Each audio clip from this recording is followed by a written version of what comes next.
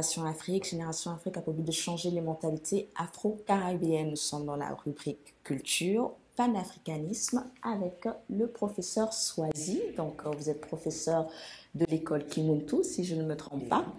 Aujourd'hui, donc, nous recevons Monsieur Swazi pour qu'il puisse nous parler des cheveux. Les filles, je vous avais prévenu que nous allons voir une émission qui allait nous parler de nos cheveux, du défrisage et tout ce qu'il en suit. J'ai fini par le trouver, donc voilà Monsieur Swazi. Bonjour Monsieur Swazi. Bonjour.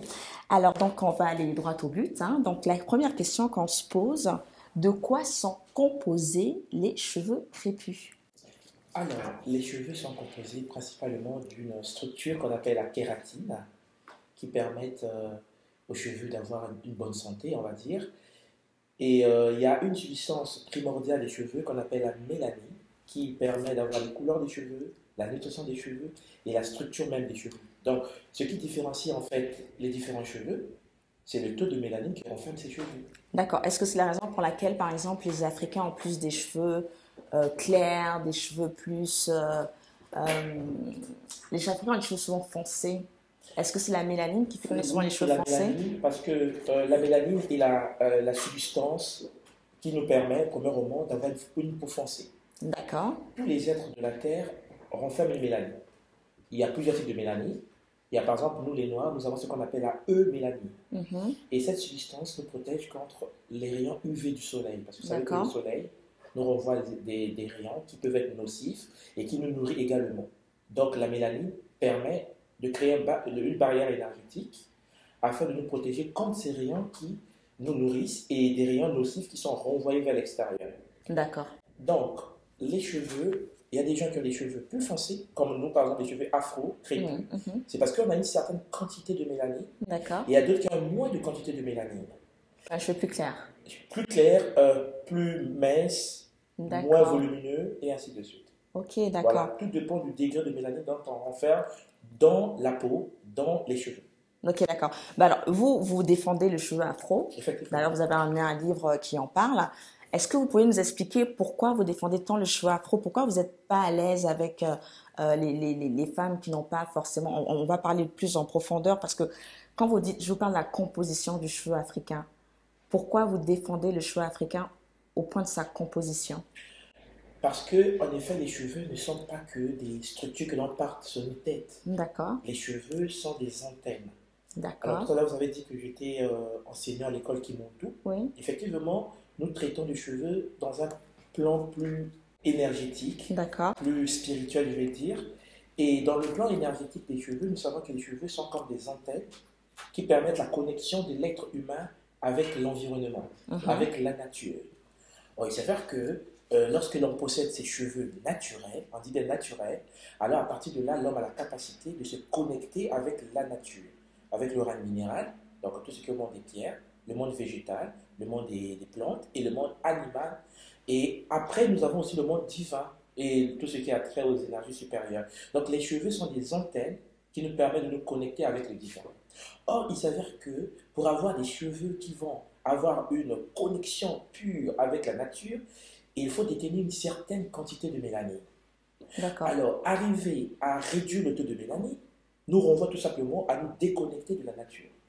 Voilà pourquoi il y a des peuples sur Terre qui ont moins de mélanine que nous et qui ont décidé, dans une certaine forme de jalousie, de nous détruire, de détruire nos structures de cheveux parce que ça nous permet la contact avec la nature et de détruire aussi nos peaux par de la dépigmentation. Et donc, vous parlez aussi qu'il y a de la vitamine E, c'est cela dans les cheveux? En fait, les cheveux renferment plusieurs vitamines. C'est comme la peau. Mais la vitamine la plus primordiale, c'est la vitamine D. D'accord. La vitamine D que nous avons dans la structure de peau et même dans nos cheveux, qui en fait est le résultat en fait de la transformation de ce qu'on appelle le cholestérol par l'impact des rayons solaires. D'accord. C'est-à-dire quand le soleil arrive sur la peau de l'homme ou sur nos cheveux, il y a une solution qu'on appelle le cholestérol qui est transformée en vitamine D. D'accord. Et donc, vous comprenez bien qu'il est connu de tous les êtres qui ont fait un peu des études savent que la couleur noire attire les rayons solaires.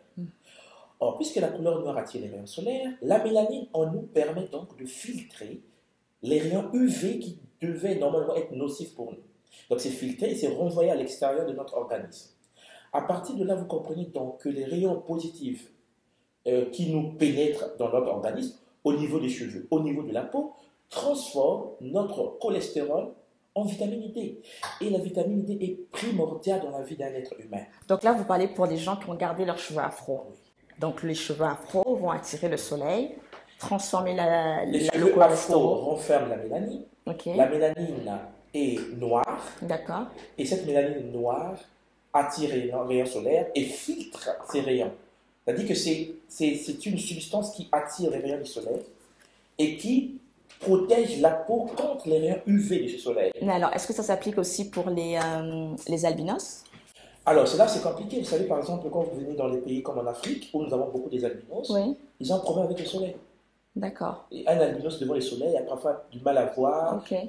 Parce qu'en fait, il y a une rupture de ce que nous appelons la mélanine, cette substance noire qui permet aux cheveux d'avoir sa puissance, sa teneur et sa structure énergétique. Alors, quand vous voyez les cheveux d'un albinos, c'est un peu différent des cheveux d'un noir comme lui, mais qui renferme encore sa mélanine. Mais pourtant, il a les cheveux crépus. Bien sûr, parce qu'il est noir. Il renferme la mélanine au niveau de sa racine. D'accord, il en a, mais pas assez. Pas assez. D'accord. Alors, la question suivante, c'est quelle différence il y a entre le cheveu afro, le cheveu blanc, le cheveu métis? Quelle différence, oui. C'est au niveau de la mélanine. D'accord. Alors, la couleur des cheveux que nous avons, la structure des cheveux, les différents types de cheveux dépendent du taux de mélanine que renferme l'homme dans son organisme. D'accord. Je prends un exemple. Lorsqu'on est très foncé, on a des cheveux qui sont structurés d'une certaine manière. En gros, ce que j'essaie de dire, c'est que lorsqu'on est très foncé, on est plus proche de la nature. C'est ce que j'essaie de vous dire. Waouh. C'est-à-dire qu'en fait, lorsqu'on est très foncé, dans la tradition par exemple africaine, un enfant noir de peau est tombe difficilement malade. Parce que ses anticorps sont différents. Parce que la mélanine qu'il renferme de son organisme, qui structure la kératine des cheveux, permet à cette personne d'attirer les rayons du soleil, parce que nous savons tous que le soleil entraîne la vie sur Terre. Donc d'attirer les rayons du soleil, filtre les UV, donc on renvoie les UV à l'extérieur, et fait pénétrer des énergies bénéfiques pour la transformation de la cholestérol en vitamine D, par exemple. Et cette vitamine D permet la fixation, par exemple, du calcium sur les os humains. C'est-à-dire une personne qui a moins de vitamine D dans le corps est moins fort. Ses os sont moins forts, ses cheveux sont cassants. Ça veut dire qu'il y a des gens qui ont des cheveux qui se cassent parce qu'ils ont moins de teneur en vitamine D. Or, la vitamine D naturelle est le rayon de la pénétration des rayons solaires dans l'organisme humain. Donc, c'est pour ça que quand nous étions petits, on disait que ceux qui étaient clairs de peau étaient souvent plus malades. Effectivement, c'est en tout cas, mesdames et messieurs, vous entendez, donc c'est pas la peine de dépigmenter votre peau, gardez vos peaux noires, parce que la peau noire, c'est la peau de la santé, si on comprend bien. Et soyons fiers de nos cheveux très noirs et cheveux afro. Alors, donc, si la composition... Vous parlez souvent de cheveux afro parce que vous défendez toujours donc, la géométrie des cheveux afro, la texture, la composition. On voit les Égyptiens. Pourquoi ils portaient des perruques, les Égyptiens? Alors, ça, c'est une très bonne question. D'abord, il faut comprendre une chose, c'est que c'est vrai que nous parlons des cheveux, mais les Égyptiens dont on parle à la télé ne sont pas les vrais Égyptiens. D'accord. Les Égyptiens anciens étaient ce que nous appelons des mélanines, des mélanodermes, des noirs. Le mot utilisé aujourd'hui, ce sont des Kamites. D'accord. C'est-à-dire que ce sont des gens qui avaient un taux de mélanine très élevé. Et donc, il n'y a jamais eu, par exemple, en Égypte, des Nsino, comme on l'appelle la traduction commune, c'est-à-dire des pharaons blancs. Jamais. D'accord. La question qui se pose, c'est que pourquoi l'Occident nous présente à la télévision des pharaons avec des cheveux des noirs, mais ils sont blancs? Parce que, en effet, il y a un problème. C'est qu'ils ont des cheveux qui ne sont pas comme nos cheveux. Ils représentent des gens qui sont blancs de peau avec des cheveux des noirs. Ils sont en train de dire que ce sont des chapeaux. Pour justifier, en effet, le remplacement d'un peuple ancien noir de l'Afrique par un nouveau peuple blanc qui a pris la place de notre place en Égypte pharaonique. Et voilà. Donc les pharaons portaient des perruques ou ils mettaient des tissages ou ils les pharaons avaient des dreads. D'accord. Les pharaons, parce qu'il faut comprendre que les Égyptiens avaient ce qu'on appelle le culte de la beauté. Il n'y a pas un peuple, une civilisation ça a été prouvé, voilà, qui a maîtrisé la beauté au niveau égyptien. Il s'avère que ces gens-là avaient des locks. Et ces locks, lorsqu'on venait déterrer leur corps, on retrouvait les locks. Il s'avère que les Occidentaux ont décidé que puisqu'ils n'ont pas ces cheveux-là, forcément c'était des chapeaux. Mais il me semble, je ne veux pas m'égarer, mais qu'il y a eu des momies qu'on a retrouvées qui avaient des cheveux crépus et courts. C'était pas des locks. Oui, des cheveux crépus. Mais et courts. Et courts, ok. Par exemple, moi là j'ai les cheveux courts. Oui. Et il s'avère qu'en spiritualité, au fur et à mesure que les cheveux avancent, on atteint un niveau donné de spiritualité. Il y a des gens qui ont des courts cheveux, par exemple, les gens qui coupent leurs cheveux baissent leur taux d'aura. D'accord. C'est-à-dire que le corps est couvert par une couche énergétique qui permet à l'homme d'avoir une bonne santé. Et lorsque l'on coupe les cheveux, donc on rase les cheveux jusqu'à la fin, l'on réduit le taux d'aura du corps humain. Ça veut dire que l'on détruit la structure énergétique qui nous permet d'être en relation avec les mondes invisibles, la nature, les mondes des plantes, les mondes des animaux, et ainsi de suite. Bon, docteur Swazi, je sais que vous aimez beaucoup votre école Kimuntu, mais on va essayer de rester scientifique, même si ce que vous me dites, c'est un peu prouvé dans la Bible avec les Nazaréens. Voilà, c'est cela. L'histoire de Samson. Oui, exactement, avec les cheveux longs. Et toute sa force était dans ses cheveux. Or, ses cheveux ne pouvaient être que les cheveux d'un noir. Mais alors, on va essayer de rester concentré sur la partie scientifique pour prouver à nos sœurs africaines donc on va parler un petit peu des accessoires des cheveux africains. On sait que les femmes mettent des tissages, elles mettent du défrisage. Bon, on va déjà parler juste des accessoires, par exemple les perruques. Qu'est-ce que vous en pensez? Est-ce que c'est bon de mettre une perruque ou pas? Alors, avant de répondre à cette question, je vais dire tout simplement que tout ce qui est artificiel n'est pas bien. D'accord. Donc là, c'est la première chose. Il y a du naturel et de l'artificiel. D'accord. Ce qui est artificiel, il faut être fou pour défendre ça. On est naturel, oui. Il faut être naturel parce qu'on a été créé, on est sur Terre en tant qu'être naturel. Alors, les perruques. Vous allez constater que les perruques, il y en a de deux manières, deux sortes. Il y a des perruques synthétiques que les gens mettent, issues des débris du plastique. Du plastique. Et puis, il y a des perruques naturelles. Et lorsque vous prenez par exemple des perruques artificielles, ça veut dire avec du pétrole, vous savez que les pétroles sont des débris, des fossiles anciens. C'est-à-dire que les pétroles, ce sont des corps, ce sont des animaux anciens qui sont transformés en fossiles et qui nous permettent d'avoir le carburant que nous avons. Lorsqu'on brûle du pétrole, on brûle du carbone, on brûle le corps des morts. Avec le pétrole? Ah oui, le pétrole que nous utilisons, c'est du carbone des corps des anciens animaux et humains. Ah bon? Okay. Et donc, c'est incroyable. Lorsque nous brûlons du pétrole, nous dégageons de la nature la structure des corps des morts. D'accord. C'est comme si je meurs et dans quelques siècles, mon corps se transforme en fossile. Okay. Et c'est ce fossile-là que l'on retrouve aujourd'hui qu'on appelle hydrocarbures. Et dans les procédés, dans l'essence, et ainsi de suite. À partir de là, vous saisissez donc que lorsque l'être humain prend des cheveux faits avec des structures synthétiques, il ne faut pas oublier que cette structure synthétique renferme de l'énergie des êtres anciens, que ce soit des animaux ou des êtres humains qui ont existé sur Terre, qui sont morts il y a très longtemps. D'accord. Et lorsqu'on le met sur nous, cela désorganise notre activité énergétique. C'est la même chose avec les cheveux, par exemple, prenons le cas des cheveux naturels, que les gens utilisent aujourd'hui, que ce soit les Brésiliens ou les cheveux qui viennent de l'Inde. Il y a des images que j'ai apportées, où vous voyez, dans les temples de l'Inde, vous avez des mamans et des papas indiens qui ont des longs cheveux et qui partent dans les temples pour raser les cheveux parce qu'ils font un culte à Shiva ou à Krishna, un culte de leur religion. Et donc ces cheveux sont récupérés et puis donnés aux êtres les moins intelligents du monde. Oh, wow. Porter les cheveux d'une autre personne, c'est mettre la structure génétique de la personne dans son champ d'activité. Ça veut dire que si je prends des cheveux naturels d'une autre personne, je le fais rentrer dans mon champ d'aura, mon champ d'activité, je me connecte à la personne. Donc, porter sur la tête des cheveux, par exemple, brésiliens, c'est être connecté à une femme qui vit au Brésil et vivre une partie de sa vie sans se rendre compte. À partir de là, vous comprenez qu'il n'y a pas que les cheveux des êtres vivants, puisque quand vous arrivez en Inde, même dans les morgues en Inde, on enlève les cheveux des morts. Et ces cheveux des morts sont envoyés, par exemple, en Afrique. Et les Africains portent sur leur tête les cheveux naturels des êtres morts. Mais alors pourquoi les Juives, elles mettent des perruques aussi? Alors, il faut comprendre une chose très importante. Les Juifs, par exemple, les perruques qu'ils portent, à ma connaissance, sont des perruques synthétiques. D'accord. Parce que mais quel synthétique? Parce que vous venez de dire que synthétique, c'est pétrole, c'est carbone, c'est animaux. Or, il s'avère que dans la tradition du judaïsme, comme dans l'islam, les femmes doivent se voiler leur tête. D'accord. Parce qu'en effet, chez eux, la femme a une place qui n'est pas la place que nous, par exemple, en tant que noirs, avons de la femme. Dans la société, par exemple, des juifs ou des musulmans, je veux dire comme ça, vous avez l'homme comme étant le maître de la société, le maître de la famille. C'est une société patrilinéaire. Donc la femme doit être voilée, couverte, et ainsi de suite. Et les Juifs ont trouvé une solution, au lieu de mettre les voiles, ils mettent des perruques. Or, dans nos sociétés, oui, parce que... Quelles perruques? Parce que vous avez dit que les perruques synthétiques, elles n'étaient pas bonnes. Mais oui, donc ils utilisent quand même des perruques qui ne sont pas bonnes non plus. Ok. Parce que nous, on présentait la religion juive comme étant la religion qui... non, ça c'est des émissions qu'on peut aborder. Vous allez voir que la place que la femme a dans notre société n'est pas la place que la femme a dans la société juive. Vous savez, je prends l'exemple de la Bible, puisqu'on en parle. Dans la Bible, Paul dit que les femmes se taisent dans les assemblées car il ne leur est pas permis d'y parler. On dit que la femme n'a pas sa place dans une société chrétienne, même si certaines mamans font de la révolution aujourd'hui, les pasteurs femmes, mais c'est en contradiction avec la Bible.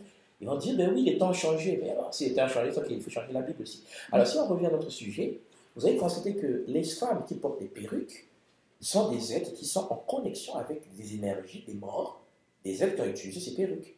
Et ça détruit la vie des gens. Et il y a beaucoup de gens qui sont envoûtés aujourd'hui par des énergies de vie. C'est-à-dire que la malchance, l'esprit des morts, le voile, elle est très belle, elle n'a pas de mec dans sa vie. Ça peut être une décevante. Alors, est-ce qu'on peut parler maintenant des produits un peu chimiques?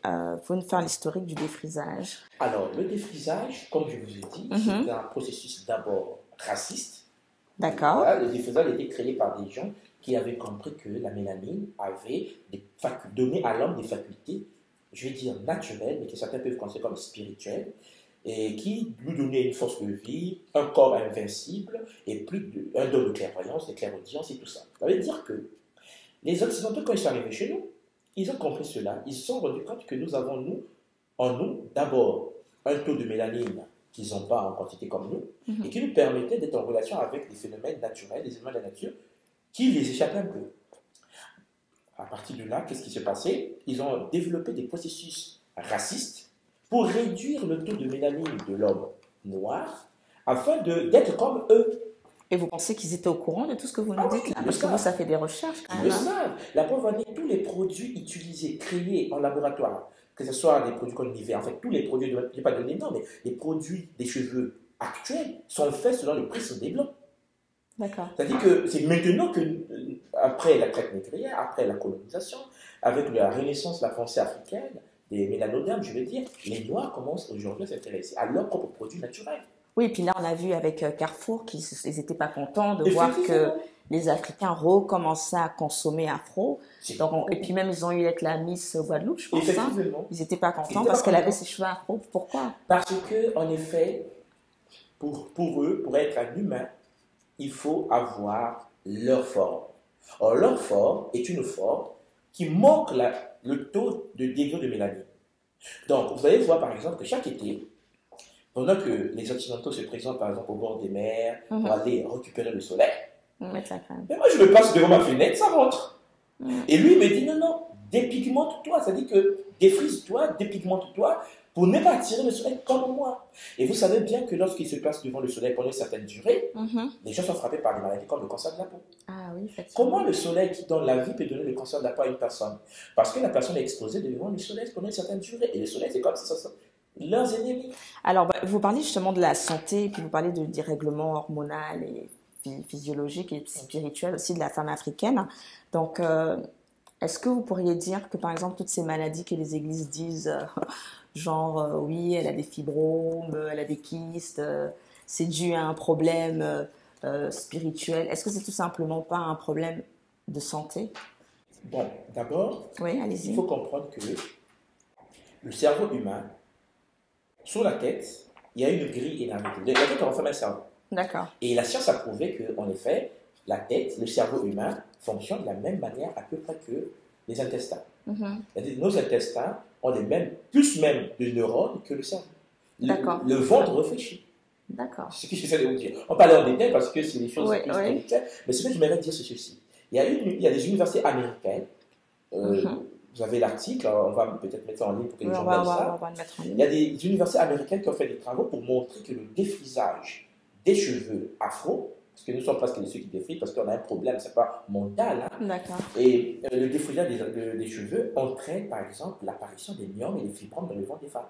Ça, c'était prouvé Prouvé scientifiquement. scientifiquement. On ne peut pas débattre avec, c'est prouvé scientifiquement que lorsqu'on se défrise les cheveux, on a du nion et des fibromes dans le ventre. Sans compter la présence des cancers de la peau. Donc, c'est pour ça que les femmes africaines, par exemple, ont plus de myome et de fibromes que les femmes blanches. Bien sûr. En Afrique, vous arrivez aujourd'hui, par exemple, je prends le cas du Congo que je connais bien, nos sœurs au Congo ont un degré d'opération des fibromes et des myomes très élevé. Ils se défrisent. Ils se défrisent. Et sans compter le cancer. La majorité des maladies dans lesquelles nous mourons au Congo, en Afrique, où les Noirs meurent, on dit que c'est la sorcellerie. Non, c'est le défrisage. C'est-à-dire que parfois on se défrise, et puis ça détruit la structure de notre épiderme, ça détruit la kératine, ça réduit le taux de mélanine, et puis nous avons le cancer. Et puisqu'en Afrique, souvent les appareils ne sont pas adaptés pour voir quel est le cancer, on dit c'est l'encre. Et on partait voir le pasteur elle-même se défrise.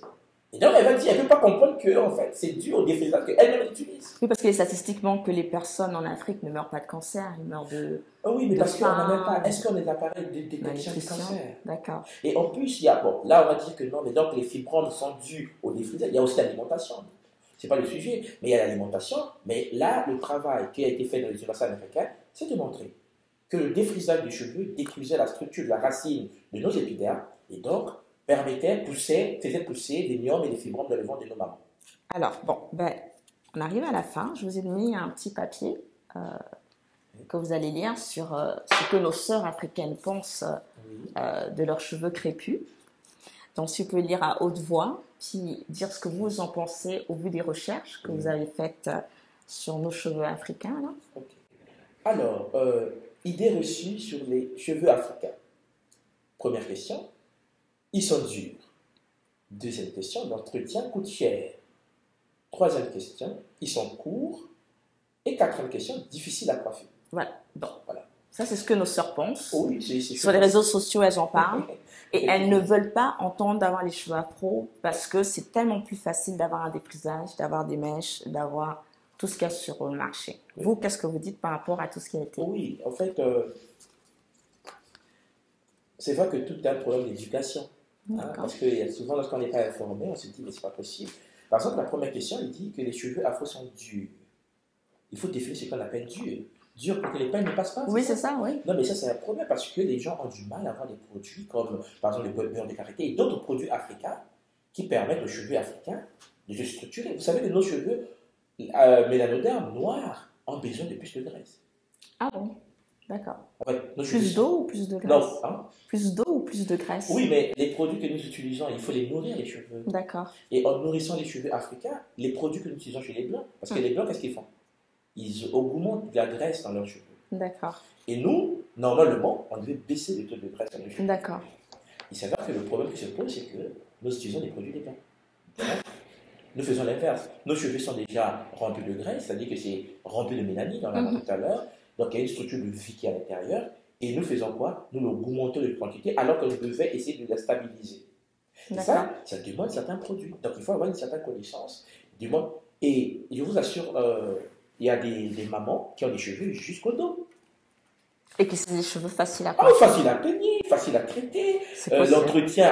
L'entretien coûte cher. Oui, ça coûte cher parce que la majorité des femmes africaines ne s'intéressent pas de leur cheveux. On s'intéresse aux produits occidentaux. Et dès lors qu'ils reviennent vers la nature, ça coûte cher parce que personne ne s'y intéresse.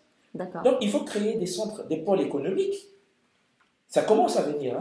Quand on parle de Carrefour qui commence à nous taper des pierres. Oui, ils ne sont pas contents. C'est parce que des mamans africaines, des sœurs, des femmes africaines, mélanodermes. Quand je dis africaines, comprenez que je parle bien des Noirs de l'Afrique, de la diaspora. Il y a des Noirs, des mouvements NAPI. Caribéens aussi, les Haïtiens aussi, les Guadeloupéens, sérieuses, qui se disent non, on veut revenir au naturel. Pourquoi voulez-vous que je détruise ma mélanine? Et en fait, elles ne le savent même pas. Hein. C'est juste... c'est une période où maintenant, tout le monde veut revenir au naturel. Effectivement. Mais il y a une philosophie derrière. C'est-à-dire qu'il y a des gens qui ont pensé cette philosophie. Et puis, voilà. Bon, alors juste parce qu'on arrive à la fin, on n'a plus beaucoup de temps, mais c'est quand même important. Vous dites que parce qu'on n'utilise pas les bons produits, bon, je vais devoir m'afficher un petit peu. Oui, j'ai mes dreads, mais c'est vrai que je vais mettre aussi des produits naturels comme l'huile de ricin ou l'huile de jasmin. Et pourtant, je pense que je vous l'ai dit un petit peu avant l'émission, je sens que des fois mes cheveux deviennent encore beaucoup plus fins. Je sens que le cheveu est déjà fragilisé. La question que je pose, est-ce que vous vous êtes déjà défrisé? Oui, sûrement. Ouais. Comme toutes les jeunes, hein. Ah, oui, des fois, à 12 ans, les parents nous défrisaient déjà les cheveux, donc on n'avait pas forcément le choix. Alors, je dis quelque chose qui peut parfois choquer certaines personnes. Lorsque l'on défrise les cheveux de l'enfant, c'est à vie. D'accord. Donc là, tous ceux qui ont touché le défrisage, nous, on est fichus. On peut baisser les dégâts. D'accord. Les émissions que nous faisons, c'est pour nos enfants. D'accord. C'est-à-dire que vous allez constater qu'il y a des gens qui ont une structure biologique très forte, donc l'activation cellulaire fait que les cheveux peuvent se renaître, parce qu'ils coupent tout et puis ça repousse. Il y a des gens comme ça. Mais la majorité des gens, lorsqu'ils coupent, quand ils défrisent leurs cheveux, quand ils défrisent, et qu'ils comprennent que c'était pas bon, ils reviennent naturel, les séquelles restent. C'est comme si les cheveux étaient stressés. D'accord. Et comment les déstresser alors? Pour les déstresser, il y a premièrement, il y a des produits qu'il faut utiliser. Mais vous avez dit, mais soit tu repars vers la spiritualité. Deuxièmement, il y a des techniques africaines de soins énergétiques qui peuvent permettre aux cheveux de reprendre vie. C'est comme une renaissance. Il faut retourner à la source. Il faut retourner à la source. Et la source est encore là. Et sauf que quand vous partez chez nous au Congo, vous partez par exemple à Djambala, vous partez, je sais pas, à Pointe-Noire, dans le monde des Vili par exemple, vous retrouvez des mamans Vili de Pointe-Noire qui ont des cheveux qui ne sont pas durs, c'est juste au dos, et qui sont là et qui n'ont jamais défrisé. Donc c'est possible. Et oui, c'est possible. Bon, bah écoutez, là nous arrivons à la fin. Est-ce que vous avez une conclusion à donner pour nos sœurs? J'espère que ça répondait à vos questions. Nous avons essayé de faire assez rapidement. Alors, ce que je peux dire tout simplement aux sœurs qui nous écoutent ce soir, et même aux frères, hein, parce que des fois, c'est des oui, et puis des fois, c'est les messieurs qui envoient les madames aller se défriser les cheveux ou faire de la couleur. Effectivement.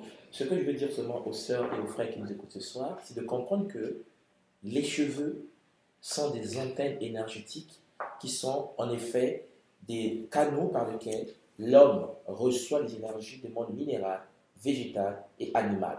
Ça veut dire qu'en effet, votre santé dépend de la teneur de vos cheveux. Pour reconnaître une personne en mauvaise santé, il suffit de voir ses cheveux. C'est simple que ça. Et donc, à partir de là, nous devons, nous, en tant que Noirs, comprendre que la théorie du défrisage ou de la dépigmentation de la peau est une théorie raciste qui a été mise en place par des gens qui voulaient de notre peau, qui voulaient nous anéantir. Et c'est vrai que nous sommes aujourd'hui en train de revenir dans la nature traditionnelle, pure, originelle.